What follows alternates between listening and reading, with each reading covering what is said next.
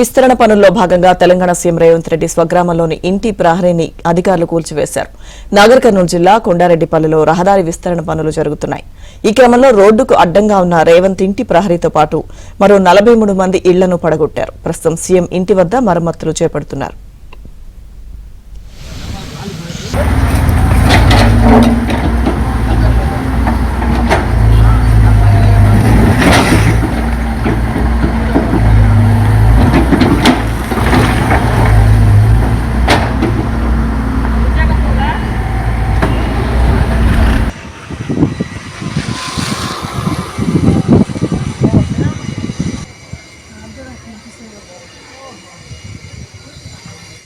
Road విస్తరణ పనుల్లో భాగంగా తెలంగాణ సీఎం రేవంత్ రెడ్డి స్వగ్రామంలోని ఇంటి ప్రహరీని అధికారులు కూల్చివేశారు.